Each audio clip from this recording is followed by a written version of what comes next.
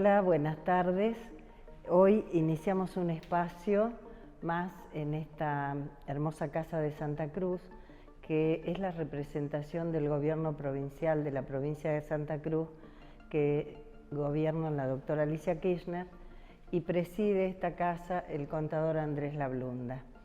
Digo un espacio más porque ya vienen realizándose en esta casa otros eventos referidos a cultura, arte, gastronomía, turismo, etc. Y hoy estamos abriendo un espacio donde hablamos de soberanía, de pueblo, y pretendemos con este espacio generar trazos de un destino de libertad, de un destino de felicidad y de emancipación de nuestro pueblo, como dice María Cecilia Velázquez, la presidenta del Consejo General de Educación. Ella dice en las aulas, nosotros decimos este espacio. Hoy abrimos este espacio con alguien muy importante, el embajador Guillermo Carmona, que es secretario de Malvinas, Antártida y Atlántico Sur de la República Argentina. Es abogado con orientación en Derecho Público, graduado en la Universidad de Buenos Aires, diplomado en Ciencias Sociales, diplomado superior en Economía Política, con mención en Economía Argentina de la Facultad de Ciencias Sociales. Desempeñó varios cargos en la provincia de Mendoza como concejal, como diputado nacional, como diputado provincial. Fundamentalmente estamos hablando de un militante de la justicia social, de los derechos, de la soberanía política y de la soberanía económica. A partir de diciembre del 2019 y septiembre del 2021 fue presidente del Instituto de Ayuda Financiera para el Pago de Retiros y Pensiones Militares del Ministerio de Defensa de la Nación. Seguramente se nos han escapado muchas otras cosas, creo que lo más importante es que es un militante de ley. Y desde octubre del 2021 se desempeña como secretario, ya dije, de Malvinas, Antártida y Atlántico Sur, del Ministerio de Relaciones Exteriores, Comercio Internacional y Culto de la República Argentina. Con ustedes lo dejamos que salude. Muy buenas tardes, embajador. Un placer tenerlo con nosotros. La verdad que es un honor para nuestra casa que nos visite y que podamos conversar y que este material sirva para poder generar espacios de discusión que tanta falta hacen. Y empezamos el diálogo. ¿Desde qué fecha data la creación de la Secretaría que estás ocupando en este momento? Bueno, la Secretaría es una creación de Cristina Fernández de Kirchner en el año 2013. Ahí se creó como Secretaría de Malvinas e Islas del Atlántico Sur. El gobierno siguiente la desjerarquizó, le quitó el carácter de secretaría, pasó a ser una subsecretaría y no solamente fue una etapa de desjerarquización del área, sino también una etapa en donde la orientación en los temas vinculados a la soberanía y particularmente a Malvinas fue una orientación que podríamos calificar claramente como desmalvinizadora. El gobierno de Macri fue un gobierno, sin lugar a dudas, desmalvinizador. Creo que en esa etapa hubo una importante reacción social frente a las políticas que proponía ese gobierno y que dio lugar a que desde el Congreso fundamentalmente, yo en esa etapa era diputado y era vicepresidente de la Comisión de Relaciones Exteriores, así que estuve muy involucrado con las expresiones de rechazo a las políticas que se proponían. Pudimos frenar, creo, medidas que habrían sido muy perniciosas para el interés nacional en relación a la cuestión Malvinas. Luego, ya en diciembre del 2019, se vuelve a jerarquizar como secretaría el área de Malvinas, pero ocurre algo que es sumamente importante, que lo tenemos que valorar, es un logro importantísimo que hemos alcanzado, que es que se constituyó por primera vez como Secretaría de Malvinas, Antártida y Atlántico Sur. De esta manera, Malvinas quedó relacionada con dos cuestiones estratégicas sin las cuales no se puede abordar la cuestión Malvinas, como son la cuestión antártica y la cuestión oceánica. Para ustedes que son provincia patagónica y que son provincia con litoral marítimo, saben que hablar de Malvinas es hablar de nuestro mar, de nuestra plataforma continental, de la proyección antártica. Y ha sido muy relevante esta decisión porque nos permite tener una política consistente, una política en donde utilicemos articuladamente las políticas de soberanía sobre Malvinas, sobre la Antártida y sobre el Atlántico Sur de una manera que apunte a la mayor coherencia y consistencia posible. Yo te iba a preguntar cuáles son las acciones que lleva adelante la Secretaría, pero creo que ya... Y te puedo agregar algunas cosas que seguramente a los santacruceños y santacruceñas les va a interesar mucho, porque nosotros tenemos a cargo toda la gestión de política exterior en relación con la cuestión Malvinas, toda la acción diplomática, de reivindicación de soberanía y de reclamo al Reino Unido.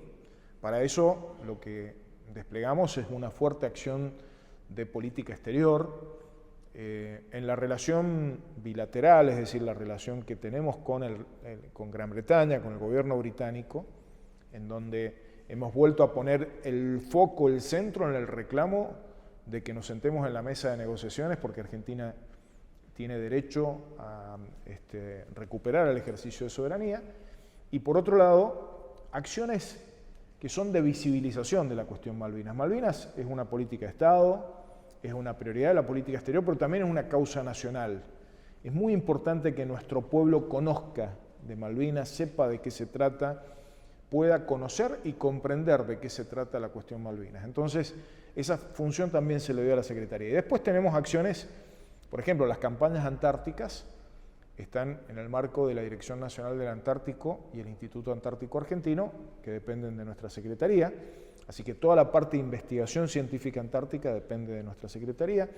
Y también depende de nuestra Secretaría todo lo vinculado a las políticas oceánicas en la parte de política exterior. Nosotros coordinamos con distintos ministerios, por ejemplo en el programa Pampa Azul, son 7 ministerios que estamos allí involucrados en la investigación científica marina, el Ministerio de Agricultura, Ganadería y Pesca en relación a los temas de pesca, el Ministerio de Defensa y Seguridad en relación al control del espacio marítimo a través de Prefectura Naval y de la Armada Argentina. Así que, y me olvidaba, Plataforma Continental también está dentro de nuestra Secretaría. COPLA, que es la Comisión del Límite Exterior de la Plataforma Continental, también es parte de nuestra gestión. Así que es una parte importante de la política exterior la que llevamos adelante desde la Secretaría de Malvinas, Antártida y Atlántico Sur. Bueno aclarar y bueno que todos estemos enterados de estas actividades y que sean de tanta importancia para nuestro gobierno, ¿no? ¿Podría explicar en qué consiste la causa Malvinas? Bien, está bueno hacer una distinción entre cuestión Malvinas, causa Malvinas y gesta de Malvinas. Esas tres componentes tienen que ver con un mismo eje, que es el eje de la soberanía nacional sobre los territorios que están usurpados por el Reino Unido. La cuestión Malvinas, podríamos decir que es la parte de la política exterior y de la diplomacia en función del objetivo de recuperar el ejercicio de soberanía sobre Malvinas. Las Malvinas son argentinas, las Georgias, las Sandwich son argentinas, están usurpadas y es una prioridad de nuestra política exterior recuperar el ejercicio de soberanía, como dice la Constitución Nacional, por la vía del derecho internacional, es decir, por la diplomacia. Argentina, después del 82, renunció a la posibilidad de una recuperación que no sea por el camino diplomático. Entonces, ese camino diplomático de reclamo en función de conseguir el ejercicio de soberanía es una función que tiene que ver con la cuestión Malvinas. La causa Malvinas es esa identificación natural que tenemos los argentinos y argentinas, que compartimos además con todos los hombres y mujeres del mundo que luchan contra el colonialismo, que es muy importante esto también ponerlo en cuenta, porque ahí en Malvinas hay una presencia colonial británica y somos hombres y mujeres, no solamente argentinos y argentinas, hombres y mujeres de todo el mundo que bregamos por el fin de ese colonialismo que resulta extemporáneo en esta época, en este siglo XXI. Entonces, la cuestión Malvinas, la causa Malvinas, perdón, es la que nos vincula en ese sentimiento que tenemos por esa parte de nuestro territorio nacional, en esa identificación natural. El otro día leí una frase que me gustó mucho, Malvinas está en el ADN argentino, ser argentino es ser malvinero, como proponía Néstor Kirchner, ¿no? Como sostuvo también Cristina durante sus 2 gobiernos. Entonces, esta es la causa que nos vincula en un compromiso popular del pueblo argentino con Malvinas. Y la gesta de Malvinas es aquella que hicieron los hombres y mujeres que sin decidir sobre la guerra, sin haber decidido hacer la guerra, sin haber tomado decisiones políticas ni militares, pusieron el cuerpo a cumplir con su deber. Hombres y mujeres, hay que destacar que también hubo mujeres, Inés, que a veces esto no se dice, son los hombres que dieron su vida, estos argentinos que cumpliendo su deber dieron su vida, y también los hombres y mujeres que la pusieron en riesgo, nuestros excombatientes, veteranos y veteranas de la Guerra de Malvinas. Esa gesta de Malvinas fue la gesta de hombres y mujeres que en las etapas de desmalvinización no fueron reconocidos, que en las etapas de malvinización, como las que han protagonizado nuestros gobiernos populares, han sido revalorizados, reconocidos públicamente. Es una gesta que está muy presente también en la vida cotidiana de los argentinos, un reconocimiento creciente a aquellos compatriotas que cumplieron el deber con la patria. ¿Y por qué llegamos a la instancia de guerra en 1982? ¿Y cuáles fueron las consecuencias? Las consecuencias fueron y siguen siendo nefastas. Digo que siguen siendo porque si uno lee hoy las posiciones que sostiene el gobierno británico, se puede visualizar con mucha claridad que utilizan el argumento de la guerra para intentar justificar algo que es injustificable, que es el no dialogar y no negociar sobre la cuestión de la soberanía.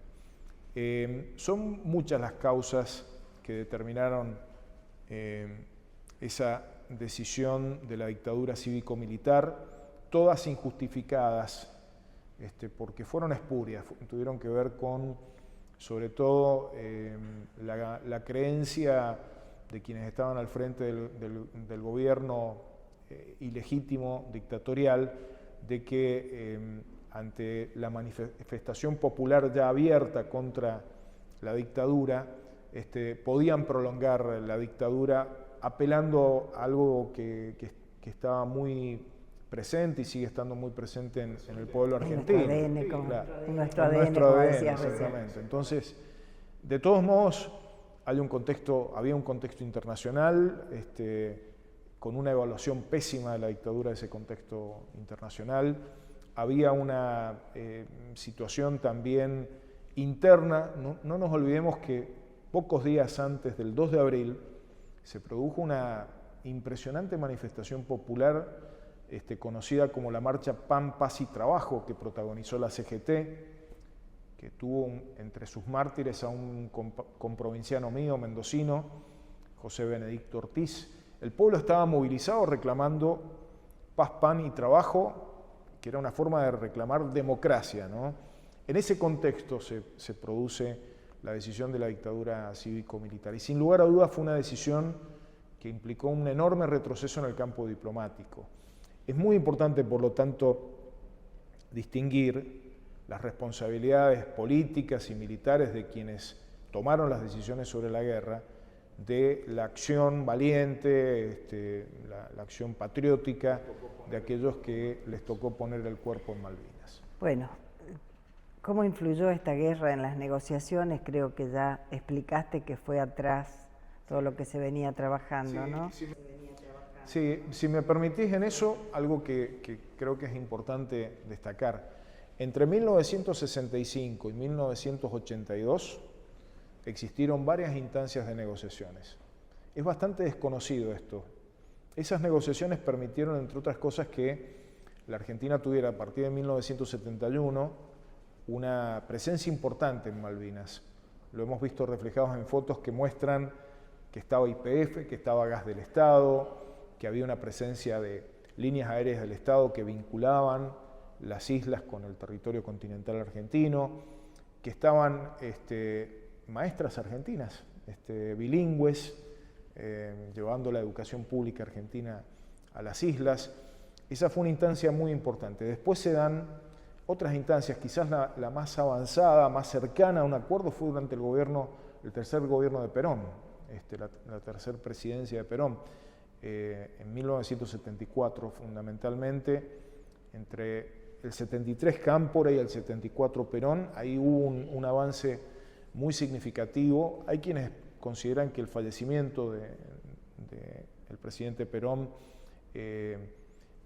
implicó la pérdida de esa oportunidad en un momento en el que las negociaciones aparecían encaminadas a una solución. Y luego también entre el año 80 y 82 existieron instancias en donde se avanzó en la posibilidad de un acuerdo. En todos esos momentos el Reino Unido se sentaba a la mesa de negociación reconociendo que había un derecho argentino. Por supuesto lo hacían bajo la figura del paraguas de soberanía, pero esas negociaciones demuestran que el Reino Unido reconocía que había un tema por resolver. Y todas las negociaciones giraron en torno a la devolución del ejercicio de soberanía a la Argentina. Lo que se discutía era en qué plazos y de qué forma se iba a hacer. Existieron distintas propuestas. Así que es muy importante tener en cuenta esa etapa, porque lo que hoy hacemos desde el gobierno argentino es intentar retomar esa instancia de negociación. Hay reticencia británica, el Reino Unido no quiere. Bueno, frente a la reticencia británica, nosotros tenemos que sostener persistencia en la reivindicación de soberanía y en el reclamo al Reino Unido de que cumpla las resoluciones de la Asamblea General de Naciones Unidas que dicen que hay que sentarse a negociar. Y eso es lo que estamos haciendo fuertemente en este momento.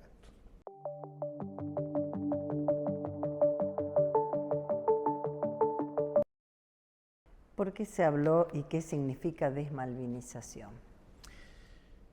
Desmalvinización es una corriente que siempre está presente, siempre hay desmalvinizadores, aún en los momentos en los que hay gobiernos que sostienen con fuerza la causa Malvinas.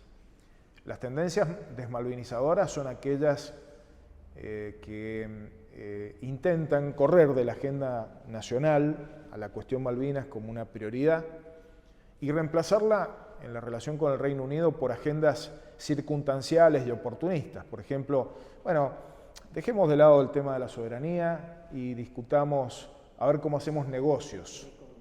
Exactamente, una visión mercantilista. La desmalvinización, la primera desmalvinización, fue la que hizo la dictadura militar, finalizada la guerra, buscando invisibilizar a lo que había ocurrido en Malvinas, buscando invisibilizar a quienes habían combatido en Malvinas. Es muy impresionante cuando uno habla con los veteranos cómo te cuentan esa experiencia de venir con la expectativa de que iban a ser reconocidos popularmente y cómo se tendió un manto de olvido desde el propio gobierno militar. Las tendencias desmalvinizadoras también existieron durante gobiernos democráticos. En esto yo te diría, con mucho orgullo también, porque comparto esa mirada malvinera que tenía Néstor Kirchner. Es Néstor Kirchner el que retoma una política desde el Estado, desde el gobierno, de remalvinización de nuestra política, de nuestra cultura, de nuestra vida social, con un reconocimiento concreto a los veteranos y veteranas de guerra, sumamente importante. En ese marco es que creo que sí tenemos que tener en cuenta que las tendencias desmalvinizadoras permanecen. Cuando hay gobiernos desmalvinizadores, es la sociedad la que reacciona con posiciones malvinizadoras. Han sido los veteranos de guerra, los maestros, maestras, también muchos legisladores que han sostenido la lucha malvinizadora. Así que hoy estamos en una etapa en donde hemos vuelto a poner a Malvinas como una política de Estado, una política malvinizadora, con la característica de que convoca a toda la sociedad. Por eso el lema de este año ha sido Malvinas nos une. Es una causa nacional que nos convoca a la unidad.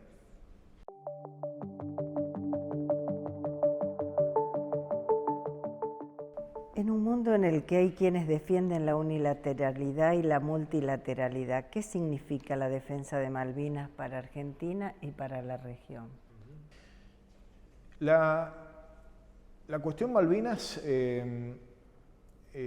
cobra fuerza en el contexto de un mundo multipolar, en el contexto en donde no son unas pocas potencias dominantes las que manejan el mundo.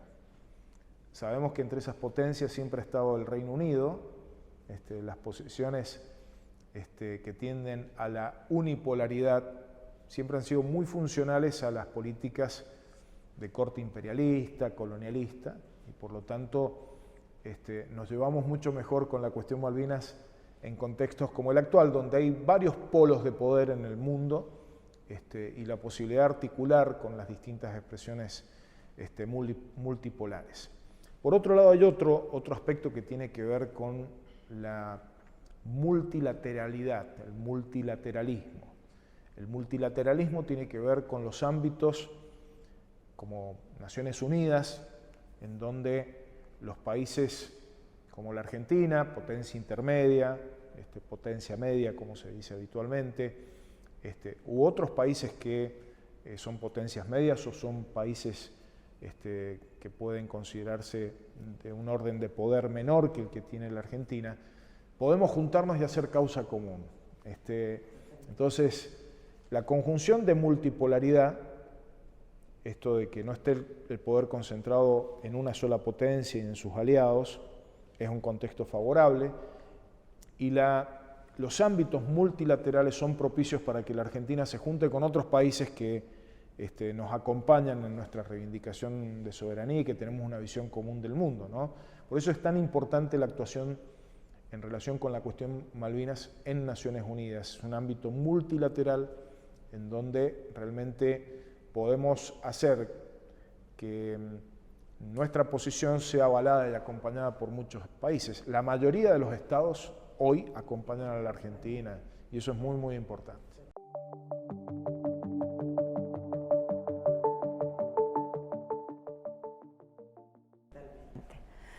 Además de defender la soberanía, ¿qué significado tiene en la geopolítica y en la economía?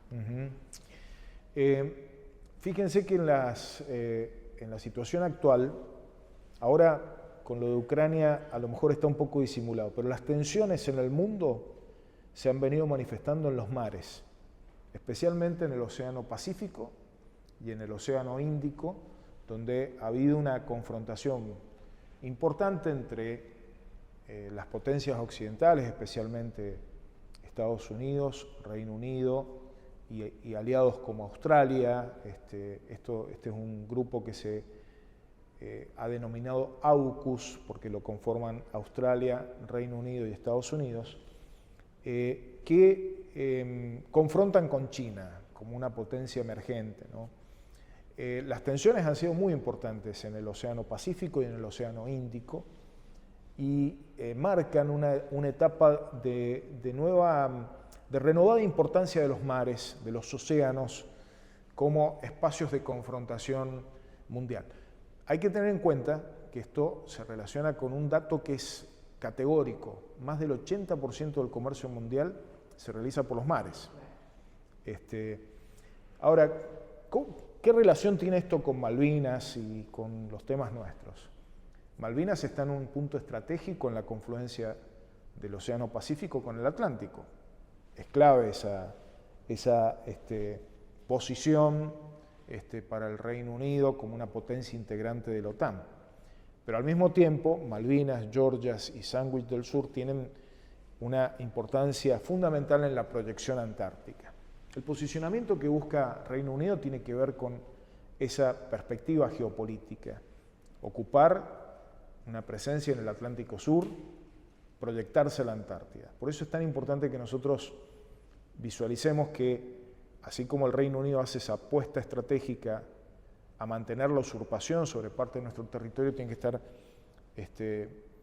muy presente la acción nuestra para denunciar la situación colonial y las finalidades que tiene. Por otro lado, esa zona del Atlántico Sur tiene enormes riquezas, ustedes lo saben como patagónicos también, la pesca, los hidrocarburos, algo de lo que no se habla mucho, pero que en el futuro va a cobrar importancia, los minerales que hay en la plataforma continental.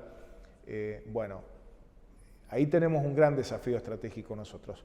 Hoy el Reino Unido ocupa una parte importante de esa zona de nuestro país, pero hay otra parte muy importante que no la ocupa el Reino Unido y que nosotros tenemos que demostrar que ejercemos soberanía, aprovechando esos recursos, ¿no?, de una manera sustentable.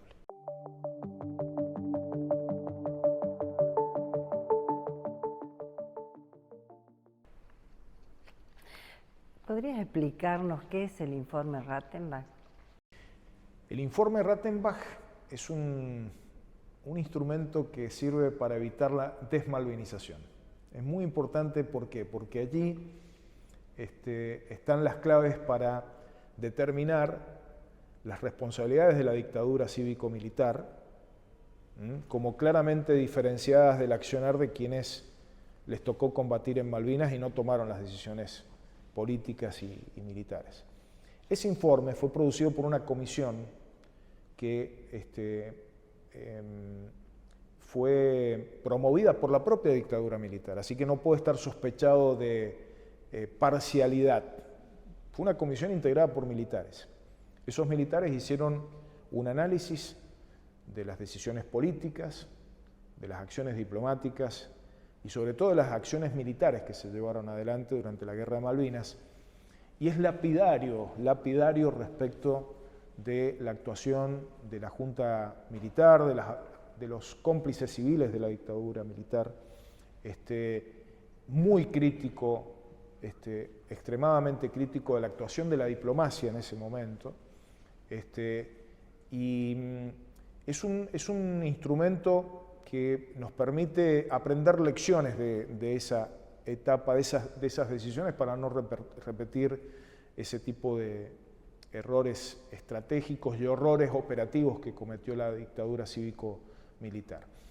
Fue muy importante la decisión del gobierno de Cristina Fernández de Kirchner hace 10 años justamente, en 2012, de dar a conocer, desclasificar el informe Rattenbach. Se conocían las versiones del informe sintético, gracias a esa decisión del gobierno de la presidenta Cristina Fernández de Kirchner, hemos podido conocer los anexos, que son, si no recuerdo mal, 17 cuerpos, ¿no? Así que es un material sumamente valioso que sirve en las academias militares para estudiar lo que no hay que hacer en una guerra, sirve a los decisores políticos para poder poner en valor la importancia del camino diplomático, y sirve a los diplomáticos para evitar las aberraciones que cometieron los Costa Méndez y otros integrantes de la Cancillería en ese momento.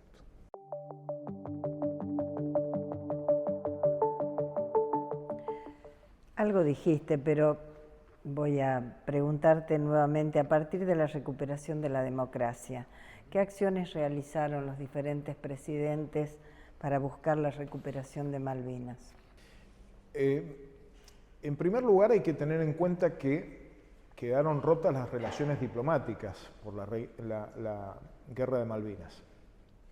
Y esto fue una situación compleja a superar, porque sin relaciones diplomáticas no había posibilidad de pensar en retomar negociaciones. Entonces, Considero que ahí fue importante el primer impulso que le dio el gobierno de Raúl Alfonsín al restablecimiento de las relaciones diplomáticas entre el Reino Unido y la Argentina, que se concreta de una manera que fue muy cuestionada y sigue siendo cuestionable a través de lo que se conocen como los Acuerdos de Madrid durante la presidencia de Menem. La etapa de Menem fue la etapa de la política de seducción, de los ositos Winnie Pooh, del paraguas de soberanía. Han sido justamente cuestionadas esas políticas porque significaron retrocesos en muchos campos.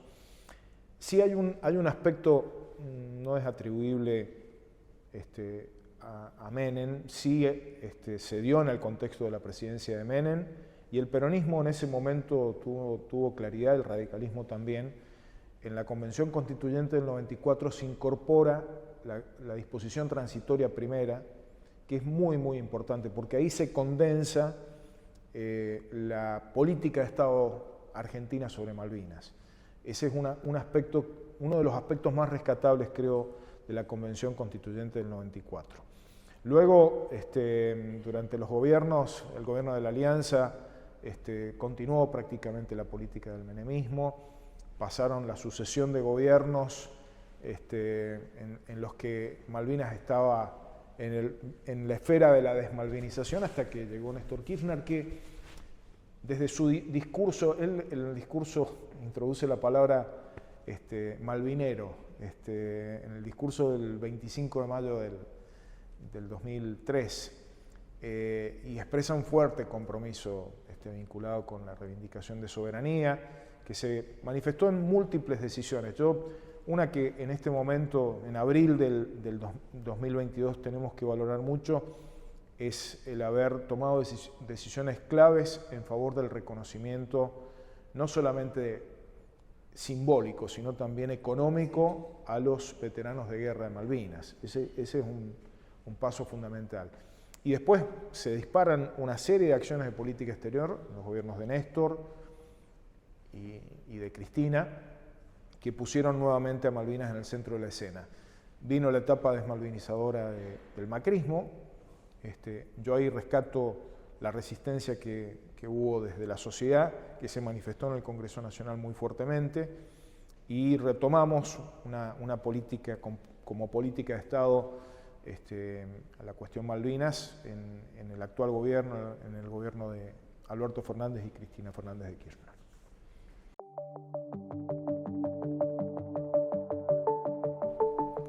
Buenísimo. ¿Cómo se encara este aniversario de la gesta de Malvinas desde el Gobierno Nacional? Bueno, ya hemos visto algunas actividades que pasaron el 2 de abril, pero seguimos transitando. Lanzamos, por iniciativa de nuestro gobierno, la Agenda Malvinas 40 años, que es una agenda de conmemoración de estos 40 años del conflicto del Atlántico Sur, que no solamente tiene como foco el 2 de abril o el 10 de junio, que son fechas malvineras, sino que hay actividades para todos los días del año. Tenemos más de 500 actividades en este momento en la agenda, que la pueden visitar, pueden enterarse a través de la página Malvinas Nos Une. Ese fue el lema que definimos también como causa nacional, que es Malvinas, y estamos llevando adelante, bueno, de hecho esta actividad está dentro de la Agenda Malvinas 40 años, porque todas las actividades que se nos han propuesto desde las provincias, desde los municipios, desde organizaciones sociales, y por supuesto desde el Gobierno Nacional, desde el Congreso, desde el Poder Judicial, las hemos incorporado a la agenda. Esto es muy importante porque le da visibilidad a esta causa nacional y porque nos permite también hacer que los argentinos y argentinas, sobre todo las nuevas generaciones, se consustancien sobre por qué es importante Malvinas para la República Argentina.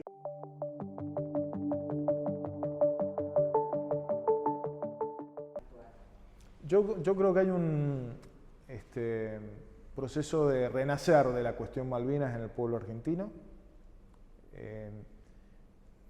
Cuando trato de encontrar una figura para describir Malvinas, que siempre sirve como referencia, me aparece naturalmente y utilizo la figura del faro. Malvinas es como un faro que nos ha hecho mirar en una dirección, nos ha hecho mirar hacia el sur. Nos ha permitido a los argentinos tomar conciencia de que somos un país bicontinental, que tenemos no solamente la Argentina del continente americano, sino también la Argentina del continente antártico. En esa Argentina tenemos presencia desde 1904, ininterrumpida, durante todo el año de todos los años, lo cual nos hace ser un país con proyección antártica, con soberanía sobre una parte de la Antártida. Por otro lado, Malvinas nos ha hecho tomar conciencia marítima, darnos cuenta que tenemos un extenso mar que atesora riquezas, que tenemos una enorme plataforma continental. Y Malvinas también nos ha permitido mirar hacia el sur nuestro patagónico, ¿no? Poner en valor lo que representan para nosotros Tierra del Fuego, Santa Cruz, Chubut, Río Negro, La Pampa, Neuquén, como parte de esa Argentina austral que, como creo que bien señalaba Néstor Kirchner, de algún modo nos lleva a pensar en la Argentina del futuro. Todo eso, la persistencia sobre Malvinas nos hace tomar conciencia sobre todo eso.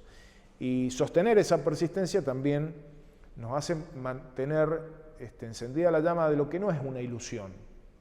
Tiene que ser una concreción con pasos que vayamos dando en función de conseguir crear las condiciones para que un día también podamos ejercer la soberanía sobre esa parte del territorio nacional que se encuentra usurpada.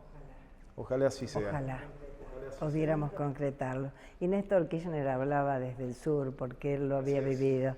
Así que desde este espacio, Diálogos desde el Sur, que iniciamos hoy, y de la Casa de Santa Cruz, te agradecemos profundamente esto que ha sido muy enriquecedor y que nos va a servir para poder tener algún debate con jóvenes y no tan jóvenes de lo que Bueno, muchísimas gracias, Inés, y quiero muy especialmente agradecerles al gobierno de Santa Cruz, muy especialmente a Alicia Kirchner, a quien aprecio enormemente y quien representa ese compromiso también malvinero al que nos invitaba Néstor Kirchner y que se sostiene tan fuertemente en las provincias patagónicas, especialmente en Santa Cruz.